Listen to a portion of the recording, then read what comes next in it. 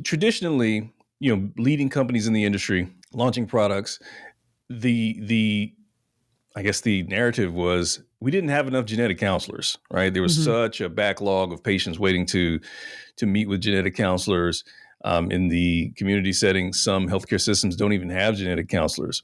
Right. But one of our great listeners, Kelly Athman, I'm not sure if you know Kelly, Yes. I know Kelly. certified genetic counselor from Minnetonka, Minnesota. Shout out to Mhm. Minnetonka. She sent this to me via LinkedIn. I really appreciate the feedback from our listeners, especially when we misspeak or say something.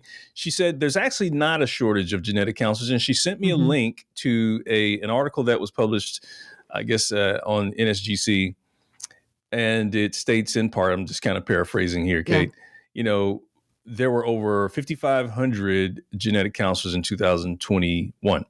Mhm. But Mhm. today there are over 6,500. Yep. And she says there's enough to meet the need of patient demand for genetic counseling, but it's more of a mismatch in available jobs due to the lack of reimbursement and the subsequent lack of like open positions. And Mhm. what I've experienced is we get these subject matter experts and they go to, healthcare systems, and the workload and the demand that is placed on the genetic counselor. You just talked about the psychosocial burden. Um, Industry ends up snatching them away, Mm. right? Come work and be a product manager. Come work and be a product advisor to run a product team. Train our salespeople.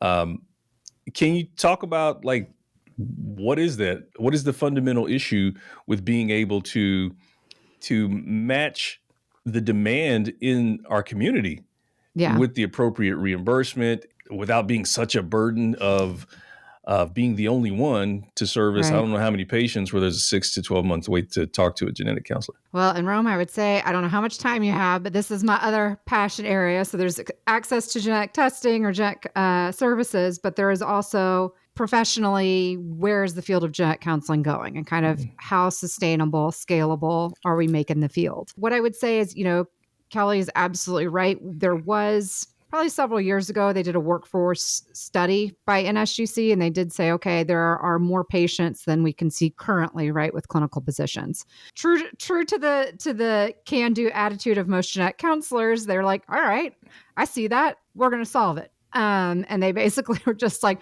we're going to open more programs. We're going to do more training.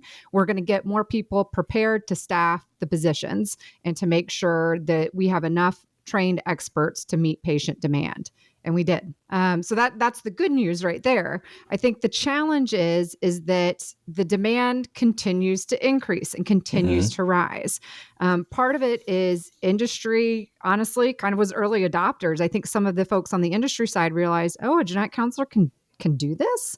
On the industry side, it's usually things like the psychosocial comes in terms of helping teams move forward or translating complicated info into simple to understand. Maybe that's genetic info to a patient. Sometimes, like in my old job, I was translating bioinformatics to the people on the business end. Even though it's not necessarily areas where I had the training in, I could still figure out what's the crux, how do I break it down and make this accessible to somebody at the other end.